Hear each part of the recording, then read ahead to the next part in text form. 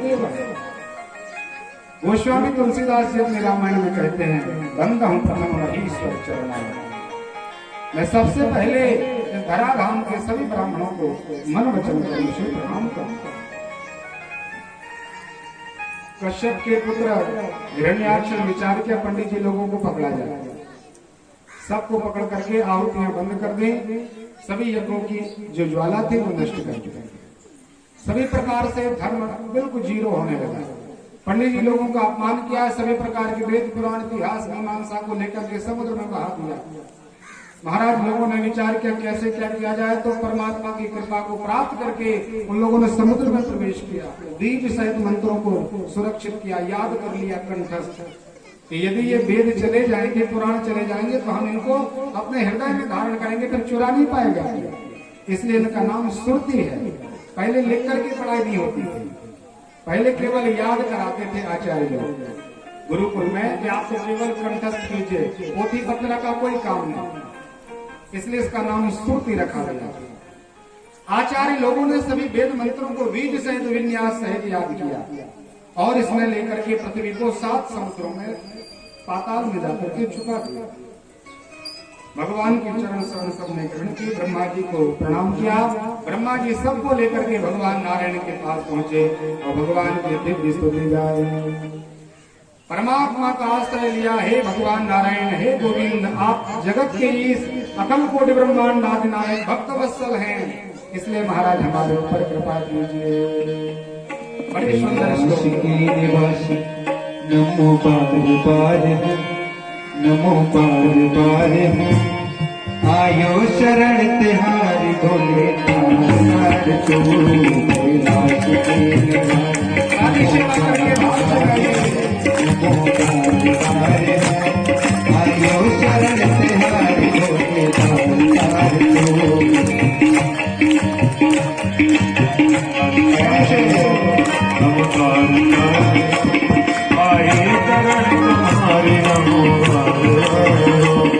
कैलाश के निवासी नमो पार हो आयो शरण तिहारी भोले तार तो कैलाश के निवासी नमो पार हो आयो शरण तिहारी नमो तार हो आयो शरण तिहारी भोले तार तो आयो शरण तिहारी भोले तार हो। सत्य भगवान की जय हो, जय हो।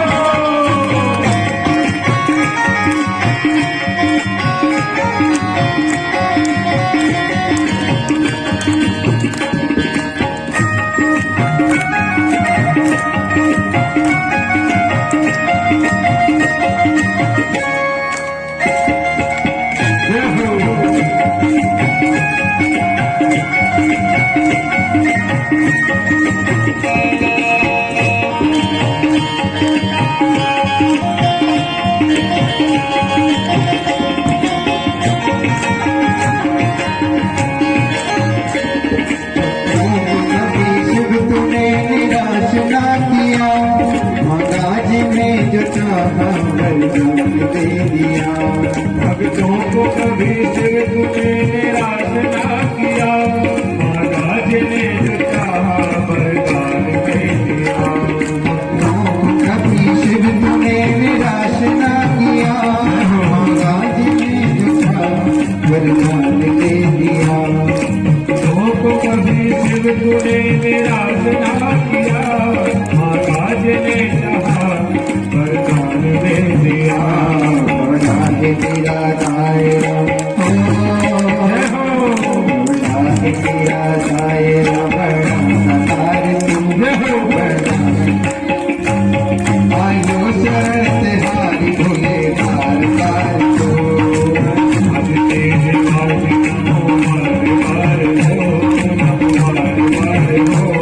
आयो शरण तिहारी भोले तार तार हो।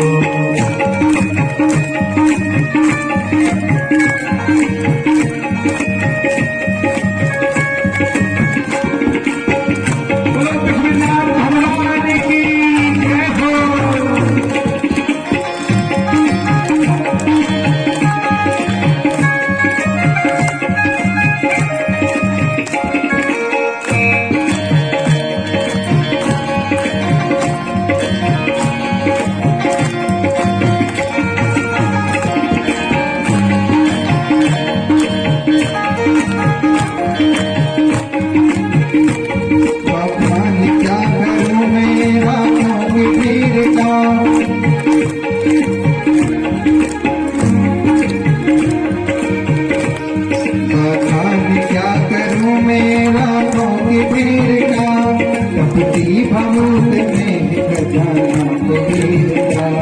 आज क्या करूं मैं राखों का ढेर का, तपती भमूत में है खजाना कुबेर का। भगवान क्या करूं मेरा की भीड़ का, तपती भमूत में है खजाना कुबेर का।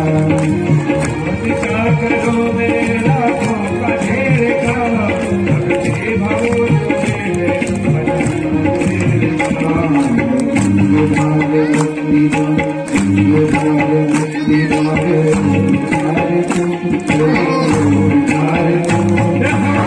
शरण तिहारी भोले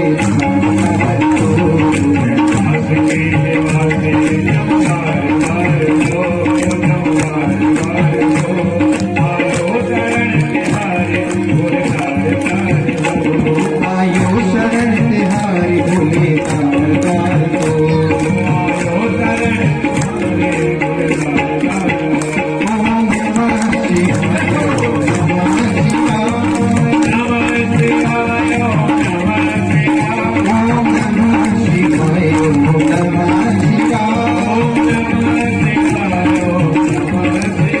ओम नमः शिवाय ओम नमः शिवाय ओम नमः शिवाय ओम नमः शिवाय ओम नमः शिवाय। हर हर भोले नमः शिवाय। ओम नमः शिवाय ओम नमः शिवाय।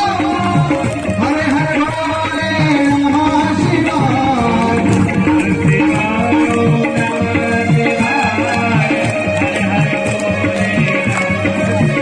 ओम नमः शिवाय ओम नमः शिवाय। हर हर भोले नमः शिवाय। ओम नमः शिवाय ओम नमः शिवाय। हर हर भोले नमः शिवाय। ओम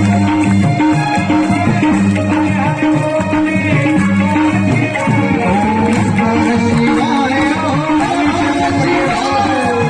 हर हर भोले नमः शिवाय। ओम नमः शिवाय ओम नमः शिवाय। हर हर भोले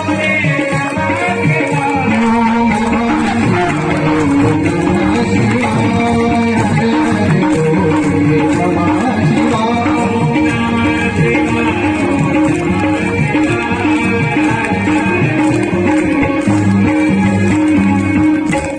बोले विश्वनाथ भगवान की जय हो। प्रभु की सुंदर स्तुति गाई महात्माओं के ऊपर भगवान भोले बाबा प्रसन्न। धर्म के अध्यक्ष भगवान देवताओं की पीड़ा को कभी बहुत ज्यादा देख नहीं सकते। सबको इकट्ठा लेकर के भगवान नारायण के साथ एक ही भूत हुए। भगवान से कहा महाराज जी आप कृपा करिए।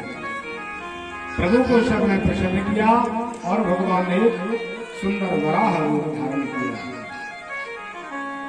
छोटा सा एक वराह वत्स ब्रह्मा जी के ही नासिका से प्रकट हुआ। बोल वराह भगवान की। 24 अवतारों की कथा सुनेंगे हम, आप लोग बड़े ध्यान से सुनना। पहला अवतार भगवान का सनकादिक ऋषियों के रूप में हुआ, ब्रह्मचार्य। दूसरा अवतार भगवान का नारद, भगवान का मन का अवतार है। मन के रूप में भगवान ने नारद जी के रूप में अवतार है। तीसरा भगवान का अवतार बराह के रूप में हुआ। क्रम से 24 अवतारों की कथा श्रीमद् भागवत की कथा है। बराह रूप में भगवान प्रकट हुए और निमित्त था हिरण्याक्ष। परमात्मा चले और हिरण्याक्ष को देखा कि सप्त समुद्रों के नीचे छुपा हुआ है, पाताल में राज करता है। परमात्मा पहुंचे, भगवान ने अपनी दोनों धनुषवलियों पर पृथ्वी को गेंद के समान धारण कर लिया। जाने लगे तो हिरण्याक्ष का कौन है? जंगली जानवर जैसा लगता है और तू जानता नहीं मेरे पुरुषार्थ को, मैं कितना बलशाली हूँ। इंद्रादिक दिक्पालों को मैंने छुपा दिया, मैंने अपने पुरुषार्थ के द्वारा। कोई साहस नहीं करता मेरे सामने लड़ाई करने के लिए। कौन है तुम? भगवान ने कहा अच्छा पहचाना महाराज, हम जंगली जीव ही, आप चिंता न करें कि हमारी वस्तुति हम लेके जा रहे हैं। हिरण्याक्ष ने कहा तेरा कहां से इसका अधिकार, ये मेरी वस्तु है, मैंने जीत करके पृथ्वी को छुपा दिया है। दोनों में युद्ध हुआ तो भगवान ने तत्काल हिरण्याक्ष का वध कर दिया, सप्त समुद्रों में पृथ्वी को समाहित कर दिया। और मध्य प्रदेश की जो महेश्वरी नगरी है, महामहेश्वर, वहां पर सबसे पहले मनु महाराज ने अपनी राजधानी का निर्माण किया। बाबा विश्वनाथ का शिवलिंग का निर्माण करके दिव्य मनु सतरूपा ने राज्य करना प्रारंभ किया। 5 संतानें हुई महाराज जी के यहाँ। प्रियव्रत और उत्तानपाद, प्रियव्रत और उत्तानपाद नाम के 2 बेटे, आकृति, देवभूति और प्रसूति नाम की 3 कन्याओं का जन्म हुआ। आनंद के साथ मनु महाराज गृहस्थ जीवन में प्रवेश किए तो श्री सुखदेव स्वामी ने सबसे पहले कन्याओं का वंश विस्तार समझाया। कहा राजन, जो मनु महाराज की बड़ी बेटी आकुति है, इसका विवाह प्रजापति नाम, रुचि नाम के प्रजापति के साथ किया और यज्ञ नारायण भगवान प्रकट हुए। दूसरी बेटी जो इनकी प्रसूति है, इनका विवाह दक्ष प्रजापति के साथ किया, जहां आगे चल के भी सती मैया का चरित्र श्रवण करेंगे। तीसरी कन्या इनकी जो माँ देवहूति हैं, ये बड़ी सुंदर और मनोरम थी, आचरण में बड़ी श्रेष्ठ थी। तो महात्मा मनु को लगा इनका विवाह इनके साथ करें। खोजबीन की, बहुत परिश्रम किया, लेकिन कोई श्रेष्ठ वर प्राप्त नहीं हुआ।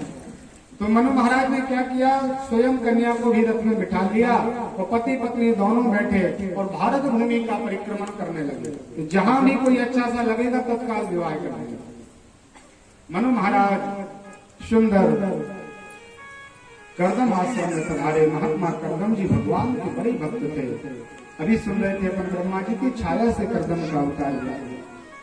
कर्दम जी का आश्रम देकर के पुलकित हुए मनु महाराज और महात्मा का दिव्य वैभव देख करके बड़ा आश्चर्य किया। तत्काल मन बना लिया कि यदि देवहूति तैयार होगी तो मैं इनका विवाह यहाँ खुद कर दूंगा। तैयार हुए, पहुंचे, महाराज को प्रणाम किया। गुरुजी, हम आपके आश्रम में आए हैं। तो महात्मा कर्दम ऋषि ने 3 आसन दिए बैठने के लिए। 3 आसन प्रदान की, 3 जगह पैर धोने के लिए जल रखा, आचमन के लिए जल रखा। कुछ कंदमूल फल महात्मा कर्दम ऋषि ने स्वागत के लिए रखे। माँ देवहूति ने मन में विचार कर लिया कि पिताजी का मन हो गया कि इनके साथ हम विवाह कर देंगे, और यदि पति के द्वारा डाली गई आसन पर कोई पत्नी बैठे तो ये बड़ा अपराध है। पति से कोई सेवा नहीं करानी चाहिए, और महाराज के द्वारा दी गई आसन पर मैं कैसे बैठ सकती हूँ। दूसरा, यदि विवाह नहीं होता है और ये केवल एक महात्मा है, संत है, ऋषि हैं, तो इनके द्वारा जो अतिथि के भाव से हमारा स्वागत किया गया है, इस स्वागत का भी हम यदि निरादर कर देंगे तो वो भी अपमान है। इसलिए मैया ने बड़े प्रेम से विचार किया कि दाया अंग पति का और बाया अंग पत्नी का होता है, इसलिए अपने दाहिने हाथ को उस आसन पर रख दिया। कर्दम महाराज बड़े प्रसन्न हुए कि बड़ी सती साध्वी है, कितनी पढ़ाई की होगी इसने, इतना तत्काल निर्णय ले लिया और मेरा अपराध भी नहीं हुआ, कोई दोष भी नहीं इसने ग्रहण किया। मनु महाराज ने महात्मा कर्दम बाबा के पाद पद्मों में प्रणाम किया। कहा, महाराज जी हमें धन्य कर दें और मेरी कन्या के लिए दासी के रूप में अपने आश्रम में रख लीजिए। कर्दम ऋषि ने कहा, महाराज बिल्कुल हम आपकी कन्या के साथ विवाह करेंगे, लेकिन इसमें एक नियम, एक शर्त रहेगी। वो शर्त ये है कि जैसे ही मेरे गृहस्थ जीवन में कोई बेटे का जन्म होगा तो मैं तत्काल गृहस्थ जीवन का त्याग करूंगा, आपकी बेटी का मैं त्याग करके चला जाऊंगा, वनांतर में भगवान का आश्रय लूंगा। कहा ठीक है महाराज। एक शर्त के साथ देवहूति मैया का विवाह महात्मा कर्दम ऋषि के साथ संपन्न हुआ। गंधर्व ऋषि से शाम का समय था। कर्दम ऋषि का विवाह अभी अभी 1 घंटे पहले हुआ और बाबा ने समाधि में थोड़ा सा संध्या वंदन किया और ऐसी समाधि लगाई महाराज, हजारों वर्ष की समाधि में चले गए। राजा की कन्या राजकुमारी थी, उसको नहीं पता था कि यहाँ का व्यवहार क्या है। महाराज कब उठते, कब जागते, क्या खाते, क्या पीते, क्या व्यवहार है, क्या इनका मन है, कोई परिचय तो था नहीं। तो इसने विचार किया देवहूति ने कि ठीक है 2-4 घंटे बाद उनकी संध्या पूरी हो जाएगी। महाराज पूरा समय निकल गया, रात्रि व्यतीत हो गई, देवहूति ने भी एक पलक नहीं सोया। कोई खान पीने की कोई व्यवस्था नहीं। प्रातः काल का समय होगा, सूर्य उदय हो गए। मैया को लगा अब तो महात्मा जागेंगे, संध्या उपासन करेंगे, भगवान का नाम लेंगे, भगवान का अर्चन पूजन करेंगे। लेकिन महात्मा कर्दम का कोई स्वभाव बाहर नहीं आया। तो मैया ने इनके पूरे शरीर को गीले वस्त्र से साफ कर दिया, पुष्प चंदन कुमकुम आदि ला करके रख दिया कि महात्मा पूजन करेंगे।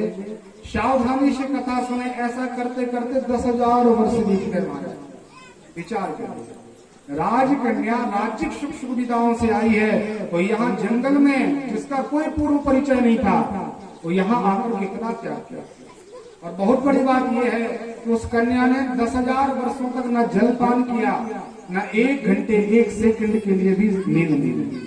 कि जब महात्मा नहीं सोएंगे तो हम कैसे सो सकते हैं? जब हमारे पतिदेव भोजन नहीं करेंगे तो मैं पहले कैसे भोजन ग्रहण करूंगा? ऐसा अद्भुत त्याग किया माँ देवभूति ने।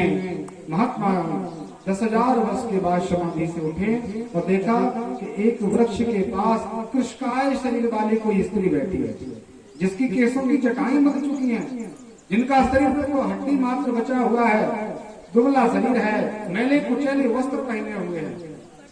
तो महात्मा कर्दम ने पूछ लिया, कौन हो? भूल चुके थे कि हमारा कोई विवाह नहीं हुआ है और मेरे आश्रम में कोई स्त्री नहीं रहती थी, आप कहां से आई हो? देवभूति मैया ने कहा, महाराज जी आप हमारे पतिदेव हैं। अरे हमारा विवाह आपके साथ हुआ है, मेरे पिताजी आपके चरणों में छोड़ के गए हैं। याद कराया महात्मा कर्दम को।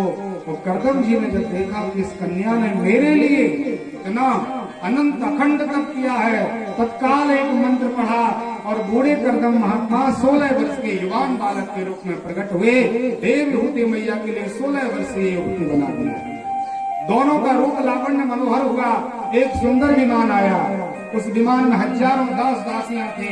महात्मा कर्दम ने देवभूति का हाथ पकड़ा तो विमान आरूढ़ होकर के यात्रा करने लगे। बड़ा सुंदर वर्णन श्रीमद् भागवत महापुराण में। विरह अनेक प्रकार का विहार करते करते महात्मा के यहाँ 9 कन्याओं का जन्म हो गया पुत्र की इच्छा में।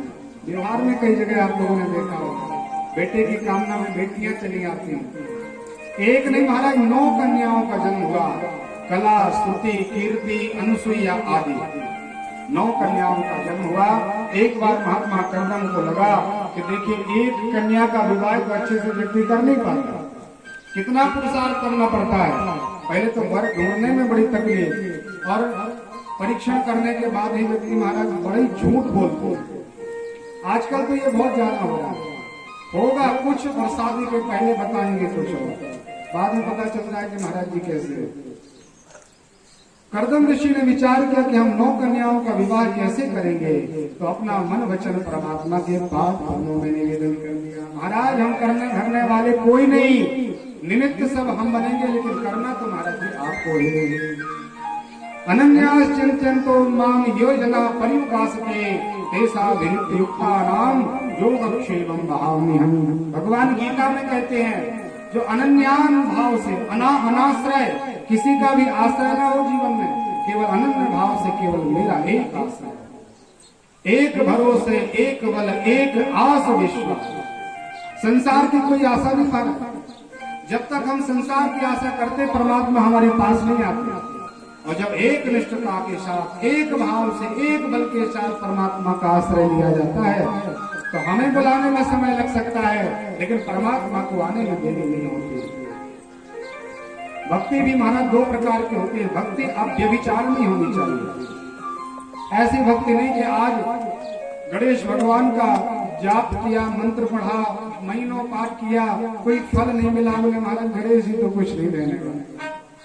पंडित जी के पास गए, महाराज जी और कोई दूसरा मंत्र कहा ऐसा करो, भोले बाबा बहुत प्रसन्न होते हैं, आप इनका आश्रय लीजिए। कभी उनका आश्रय ले लिया, फिर भी आपके कर्मों के कारण फल प्राप्त नहीं हुआ, तो आगे चल करके फिर आप संतोषी मैया के पास चलेंगे। कोई सभी को पूजने लगा, कोई अनेक प्रकार से। आजकल तो आप लोग जानते कितने मत प्रकट हो गए। और आप लोगों को कहते हैं महाराज संकोच भाव से कि जहां भी प्रवचन में आप लोग जाएं या टीवी चैनल चलाएं या कुछ भी पुस्तक पढ़ें, उसमें यदि गीता, रामायण, भागवत, राम, कृष्ण, हरि इनका यदि अनादर किसी भी शब्दों में किया जाता हो तो तत्काल बंद कर देना चाहिए। चाहे कोई भी पंथ हो, कोई भी पुस्तक हो, कोई भी टीवी का शो चल रहा हो, कोई भी पंडित जी कह रहे हैं, यदि इन वस्तुओं का अनादर किसी भी रूप में आपको दिखाई देता है तो सावधानी के साथ तत्काल बंद कर देना। यदि आप सुरक्षित रहना चाहते हैं, ना हमारे 2 दिन के हो जाते हैं, नहीं घर के रह जाते हो ना। तो भगवान तो कहते हैं अपने धर्म में मरना श्रेष्ठ है और दूसरों के धर्म में मुक्ति भी बहुत अच्छी नहीं है। अपने धर्म का आश्रय है। और जो अनन्य भाव से मुझे भजता है मैं उसके योगक्षेम का वहन स्वयं करता हूँ। जैसे छोटा सा बालक हो, स्कूल में फीस भरना हो और बालक को नोटिस दिया जाता है, महाराज आप अपने माता पिता से कहना कि अमुक महीने की आपको ये पेमेंट जमा करना है। तो बालक को कोई टेंशन नहीं होता, वो कोई विचार नहीं करता कि अब इतने पैसे हम कहाँ से लाएंगे, कैसे व्यवस्था होगी, कहाँ हमें मजदूरी करना पड़ेगा, कोई व्यापार करना पड़ेगा क्या। वो तो सीधा आता है पिताजी से कहते महाराज अप्रैल की फीस जमा करना है एक साथ। क्यों नहीं? क्योंकि उसने अपना पूरा जो भी समर्पण है अपने पिता के पाद पर कर दिया है। मैं कुछ नहीं, हमारा जो भी कुछ करने वाले वो सब पिताजी हैं। तो जैसे एक पिता अपने बेटे का सभी प्रकार का योगक्षेम वहन करता है, सभी प्रकार की व्यवस्था उसकी करता है, ऐसे ही जब अपना परम पिता से संपन्न हो जाता है, हम अपना समर्पण अकल कोटि ब्रह्मांड आदि नायक भगवान से कर देते हैं, तो हमें कुछ करना नहीं पड़ता। भगवान कर्दम ने भगवान शिव जी के चरणों में भगवान नारायण के पाद पद्मों का आश्रय लिया तो तत्काल ब्रह्मा जी का मन होगा। जो 10 प्रजापति की कथा भी सुन के आ रहे हैं, मरीचि महात्मा भृगु, अत्रि महाराज, पुलस्त, पुलह, क्रतु, भृगु, दक्ष और नारद, ये 10 बेटे थे। 10 बेटों को ब्रह्मा जी ने कहा महाराज चलो हम आप लोगों को बहुत अच्छी जगह लेके चलते हैं। तो नारद जी उस समय भगवान का भजन कर रहे थे। नारद जी ने कहा महाराज ऐसा करो हमारे भाइयों को ले जाओ, मैं तो अभी भजन कर रहा हूँ, कुछ समय बाद हम आपके साथ चल सकते, यदि आप रुक सके तो ठीक है, ना आप लोग चले जाए। तो ब्रह्मा जी 9 बेटों को लेकर वहां से चले गए और कर्दम आश्रम में पधारे। यहाँ पर कर्दम भगवान की 9 बेटियां और ब्रह्मा जी के 9 बेटे एक साथ बेटों को आया देख करके महात्मा कर्दम ने तो भगवान नारायण के चरणों में प्रणतिपात किया। शरीर द्रवीभूत हो गया महाराज, गदगद कंठ हो गया, शरीर से कोई वचन नहीं निकल रहा था। और ब्रह्मा जी को प्रणाम करके कहा महाराज ये मेरे नारायण की ही कृपा है कि आप 9 बेटों को लेके आए। एक मुहूर्त में महाराज विवाह हुआ। तो तत्काल 9 बेटियों का 9 प्रजापतियों के साथ प्राणिकरण संस्कार पूरा हो गया। महात्मा नारद जी माला चला रहे थे तो आज भी चला रहे, अभी तक महात्मा नारद का विवाह संपन्न नहीं हुआ। अब जो यहाँ से संतान जन्म ली है वो महाराज संसार में अनेक प्रकार की ख्याति प्राप्त करने लगे। माँ अनुसुईया ने तो ऐसा जब किया, आप लोग कथा जानते हैं, ब्रह्मा विष्णु भगवान नारायण जो अखंड कोटि ब्रह्मांड आदि नायक उनको बेटा बना दिया, छोटा सा बच्चा, केवल तप के कारण, त्याग के कारण, पातिव्रत धर्म के कारण ऐसा दिव्य तप किया। महात्मा कर्दम को लगा इतना लंबा समय हो गया, अभी तक भगवान की कृपा से हमारे यहाँ बेटे का जन्म नहीं।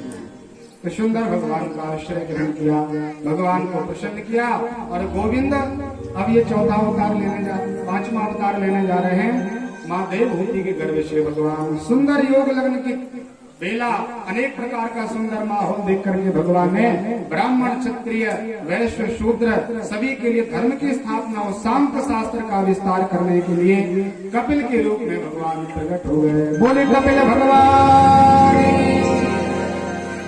परमात्मा का अवतार हुआ। तत्काल भगवान कर्दम ने अपना गृहस्थ जीवन त्याग दिया। देवभूति मैया ने कपिल भगवान से सुंदर सत्संग किया। 5 वर्ष की अवस्था में महात्मा कपिल और कपिल बाबा को सुंदर सिंहासन पर बिठाकर तिलक लगाकर माल्यार्पण करके कहने लगी माँ कि महाराज जी हम जानते हैं कि आप त्रिभुवन पति हैं, आप सभी विद्याओं में पारंगत हैं, इसलिए ऐसी कृपा कीजिए महाराज, हमारे संदेहों का दमन कर हमारे अंदर जो संदेह प्रकट हैं उनको महाराज आप निष्ठ कीजिए। तो मैया देवभूति ने प्रश्न किए और कपिल भगवान ने उनका उत्तर दिया। अनेक प्रकार से भागवत जी के 10 अध्यायों में ये दिव्य कथा है। यदि इस कथा को कहना प्रारंभ कर दिया जाए तो महाराज आधे लोग तो यहाँ से चले जाएंगे। उनको सच्ची बात, ब्रह्म की बात, ब्रह्म की चर्चा और पहुंची हुई वार्ता भगवान कपिल ने माँ देवभूति मैया से की। सार उसमें यही है कि आप अपने जीवन को तिनके से भी छोटा करके चलिए। कभी किसी प्रकार से आप अपना बड़प्पन मत मानिए, जीवन में किसी वस्तु का अभिमान मत कीजिए कि हमारे पास ये है। जिस दिन आपका जीवन आपको स्वयं को लगने लगे कि मैं महाराज सबसे छोटा हूँ संसार में, सब बड़े पहुंचे हुए भक्त हैं, सब संपत्तिवान हैं, सब आदरणीय हैं, हमारा कोई आदर नहीं है, इस प्रकार का भाव आ जाए तो आपके अंदर भक्ति का प्रायस्फुटन होना, भगवान प्रकट होने लगे, भगवान की कृपा होना प्रारंभ होगी। महात्मा कर्दम ऋषि को जंगल में ही परमात्मा ने मुक्त कर दिया और देवभूति मैया ने प्रश्न किया भगवान कपिल से कि महाराज आप ये बताइए बंधन किसमें होता है? इस शरीर में बंधन है, आत्मा में बंधन है या मन में बंधन है? बंधन का कारण क्या है? भगवान कपिल कहते हैं कि देखिए शरीर किसी प्रकार के बंधन में नहीं आता, ये तो जिस दिन जन्म हुआ है उसी दिन ये मरना प्रारंभ कर देता है, मरण धर्मा है। एक एक दिन, एक एक क्षण, एक एक पल हम मृत्यु तरफ खिसकते चले जा रहे हैं। जैसे कई लोग विचार करते हैं कि अमुक व्यक्ति मर गया तो उसके मरने से हमें क्या चिंता, अरे हमारा तो समय अभी आया नहीं, हमें तो यही रहना है, विचार करते हैं। और अमुक व्यक्ति चला गया उसका समय आ गया, लेकिन विचार करें यदि बहुत बड़ी लंबी लाइन लगी हो और एक एक व्यक्ति उसमें से निकलता जा रहा हो तो आपका भी नंबर महाराज खिसकते खिसकते खिसकते उस स्थान पर। ऐसा ही ये संसार की लाइन मृत्यु तरफ लगी है और हम सब मृत्यु तरफ बढ़ते चले जा रहे हैं। कब हमारा नंबर आ जाए ये कोई भरोसा नहीं है, इसलिए बड़े सावधानी के साथ अंतिम क्षण मान के चलना चाहिए, कोई भरोसा नहीं संसार का। दिव्य ज्ञान महात्मा कपिल ने माँ देवहूति को प्रदान किया कि मैया इस शरीर में कोई बंधन नहीं होता, ये तो क्रमी भीष्म संज्ञानतम, ये तो या जलाया जाएगा तो राख बन जाएगा, गाड़ दोगे इसको तो इसमें अनेक प्रकार का विघटन होगा, कृमि आदि इसमें से प्रकट हो जाएंगे, भैया ये पशु पक्षियों का भोजन बन जाएगा, इसकी चौथी गति नहीं है। तो मैया ने कहा महाराज जी आत्मा में बंधन होगा। भगवान कपिल कहते हैं नैनम छंदन के शस्त्राणी नैनम धाति पावका, ईश्वर अंश जीव अविनाशी चेतन अमल सहज सुख राशि। ये तो भगवान का अंश है, इसमें कोई बंधन की कोई किसी प्रकार से गुंजाइश नहीं। यदि बंधन है तो वो केवल हमारे मन में है। मन ही आपको मुक्ति का कारण है और मन ही आपको अनेक प्रकार की दुर्गति प्रदान करने वाला है। मना एव मनुष्याणाम कारणम बंध मोक्षयोः बध्यं तु विषयान शक्ति मुक्तिम निर्विषयान मनाः। यदि आपका मन अनेक प्रकार की विषय वासनाओं में भटक रहा है तो समझिए कि आपका मन बंधा हुआ है, और यदि आप संसार में रहते हुए भी किसी से मोह नहीं करते तो समझ लीजिए आप जीते जी मुक्त हैं। मरने के बाद कोई मुक्त नहीं होता, मरने के पहले ही आपकी मन की शुद्धि यदि हो जाए तो महाराज मुक्त हो जाते हैं। पता कैसे चलेगा कि हम मुक्त हैं कि नहीं? तो कुछ इसके उदाहरण हैं कि हमको पता कैसे चलेगा हमारा मन बंधा हुआ है या हम जीते जी मुक्त हैं। जैसे आपको बहुत सुंदर सुंदर भोजन मिलता है, हर जगह आनंद से भोजन पाते हो, और कभी कभी ऐसा हो जाता है कि महाराज जो आपका टाइम है उस टाइम पर भोजन नहीं मिल पाता, हो जाता है कुछ ऐसा, या आपकी रुचि के अनुसार भोजन नहीं मिल पाता, तो उस समय भी आपका मन ये कहे कि महाराज जो प्रसादी मिली है वो भगवान की कृपा है। रोज हम पाते थे बात अलग है, लेकिन आज सूखी रोटी भी हमें प्राप्त हुई है तो ये भी 56 व्यंजन से कोई कम नहीं है। ऐसा मन यदि आपका हो जाए, रोज आप एसी में सोते हैं, एसी की लाइट जाने पर यदि आपका मन उद्विग्न हो जाए कि अब रात कैसे निकलेगी तो समझिए महाराज आप फंसे हुए हैं, आप मुक्त नहीं हुए। और लाइट जाने के बाद भी आपको चिंता न हो, ठीक है आ जाएगी, नहीं आएगी तो रात निकाल लेंगे, निकलेगी कैसे न कैसे, तो समझिए आपका मन मुक्त है। यदि संसार में अनेक प्रकार के आपके ऊपर कष्ट आते हैं, विपत्ति आती है, कई बार ऐसी ऐसी परीक्षाएं हो जाती हैं कि महाराज बड़ा दुविधा में मनुष्य पड़ जाता है। ऐसे संकट के समय में भी आपका मन कहे महाराज बहुत चिंता करने की आवश्यकता नहीं है, भगवान राम राजा नल पांडवों के ऊपर कितने बड़े बड़े कष्ट आए, हमारा कष्ट तो बहुत छोटा है, तो समझिए आपका मन मुक्त है, आप जीते जी मुक्त हैं, आप संसार में बंधे हुए नहीं है। और सबसे बड़ी बात बता दें महाराज, यदि कुछ भी इस संसार का नाटक या खेल है तो वो केवल मन का है। मन के संसार में और कोई दूसरी वस्तु है ही नहीं। मन के मारे बन गए वन तज बस्ती बाह, कह कबीर मन लालची मन कहीं ठहरत नहीं। मन की गति है अटपटी झटपट लखे न कोई, और जब मन की खटपट मिटे तो झटपट दर्शन हो। तत्काल परमात्मा प्रकट हो जाते हैं, लेकिन मन आपका गोविंद के पाद पद्मों में लगना चाहिए। तो यहाँ अर्जुन कहते हैं भगवान कृष्ण से कि प्रभु चंचला ही मना कृष्णा, मेरा मन बड़ा चंचल है। गीता में हम कैसे आपके चरणों में लगा। तो यहाँ देवहूति मैया कहती है कपिल से कि महाराज मन को कैसे आपके चरणों में हम लगा, ये मन बड़ा चंचल है, भागने वाला है। आपका भजन करते हैं और मन बाजार में घूमता है, अनेक प्रकार के भोग विलास की सामग्रियों को याद करता है। तो भगवान कपिल ने समझाया कि माँ आप अभ्यास कीजिए, अभ्यास करते करते मन कितना घूमेगा। अच्छा एक बात सुनो, जैसे आप यहाँ बैठे हैं, ठीक है, आपका मन नहीं लग रहा है, आप यहाँ पर 3 घंटे के लिए बैठे हैं, कल से आप ज्यादा बैठना प्रारंभ करें और आगे और ज्यादा बैठिए। करते करते आखिर मन अंदर ही है, कहाँ कितना भागेगा, कितनी यात्राएं करेगा। आखिर यात्रा करते करते एक दिन ऐसा समय आएगा कि आपका मन अपने आप परमात्मा के पाद पद्मों में लग ही जाएगा। संसार की नश्वरता का दर्शन भगवान कपिल ने कहा कि देखिए जो व्यर्थ के ईर्षा कपट द्वेष आदि व्यक्ति करते हैं, बहुत ज्यादा समय नहीं मिला हमें, जो अपन कितना कितना सब संसार के ये कर लेते हैं। लेकिन कपिल जी कहते हैं महाराज समय बहुत सूक्ष्म है और कम समय मिला है। इस कम समय में अपन को भगवान का नाम, भगवान का आश्रय, अपने आश्रय में सबका आनंद से कर्तव्य पालन करना चाहिए। कोई भरोसा नहीं संसार का, इसलिए बड़े आनंद के साथ परमात्मा का दिव्य आश्रय होना चाहिए। ऐसा ज्ञान प्रदान करके महात्मा कपिल जी ने माँ देवहूति का मार्गदर्शन किया। देवहूति मैया सिद्धिदा नाम की नदी में द्रवीभूत हो गई, नदी के रूप में परिणत हुई।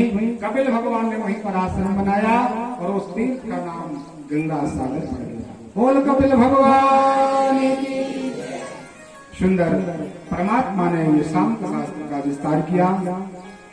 श्री सुखदेव स्वामी परीक्षित को कहते हैं राजन, दक्ष प्रजापति की अनेक प्रकार की संतान हुई, जिनमें 13 संतानों को तो चंद्रमा के साथ विवाहित कर दिया, 13 संतान धर्म के साथ विवाहित की और 27 कन्याओं का विवाह चंद्रमा के साथ किया। अश्विनी भरणी कृतिका रोहिणी आदि जो नक्षत्र हैं ये चंद्रमा की पत्नियां हैं, दक्ष प्रजापति की बेटी है। धर्म के साथ विवाह संपन्न हो गया, यम के साथ विवाह किया। सबसे छोटी कन्या बची सती। तो मैया सती बड़ी सुंदर थी।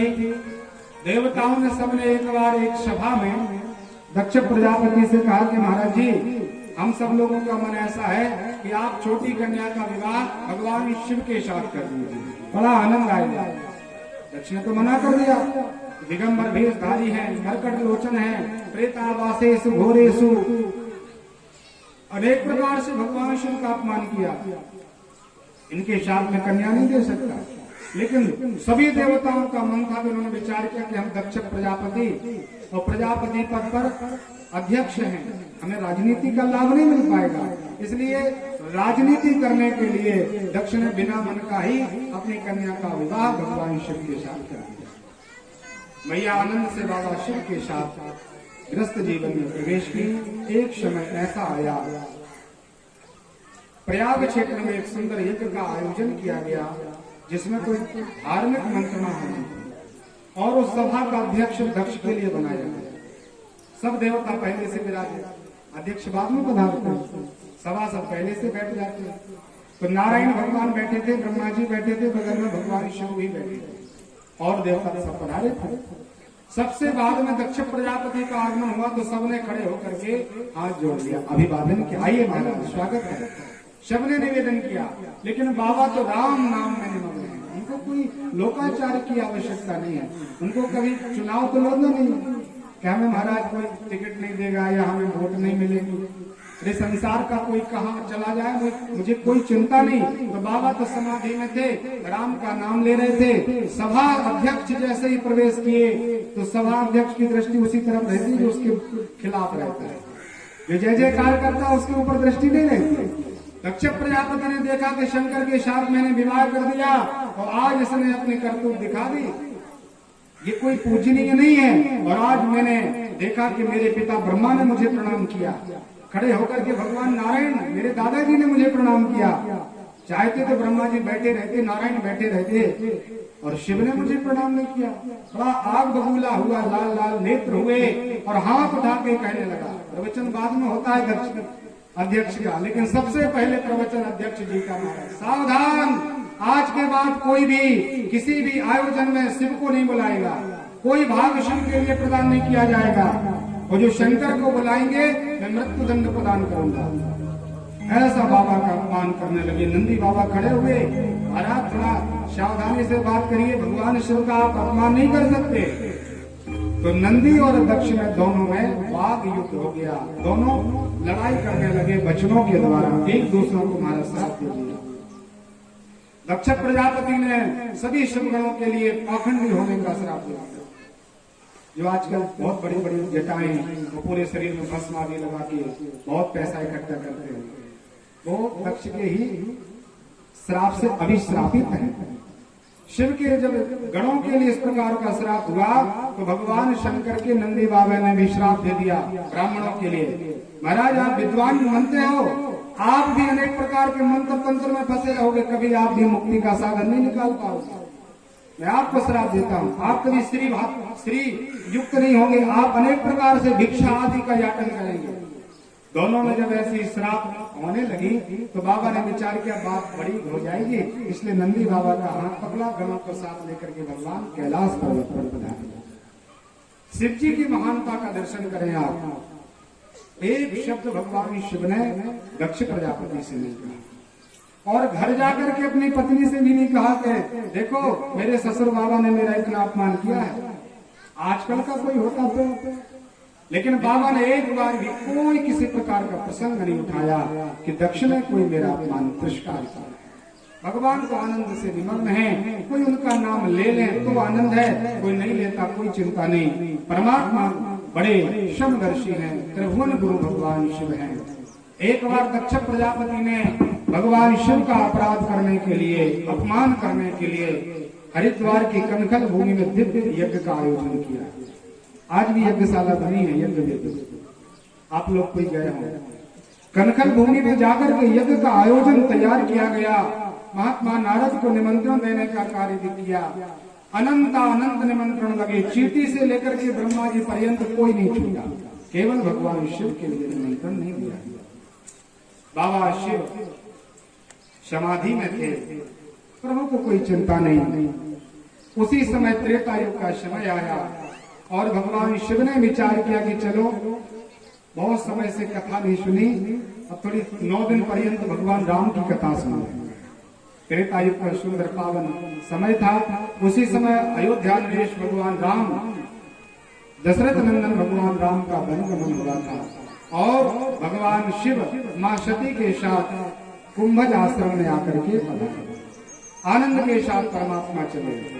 भगवान तुलसीदास जी कहते हैं, एक बार त्रेता युग माही, एक बार त्रेता युग माही, एक बार त्रेता युग माही, एक बार त्रेता युग माही, एक बार त्रेता युग माही, एक बार त्रेता युग माही, एक बार त्रेता युग माही, एक बार त्रेता युग माही, शंभु गए कुंभज शिवमाही, शंभु गए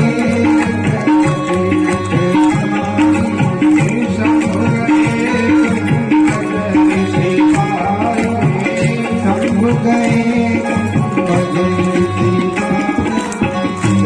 सती जग जननी भवानी, श्री राम जय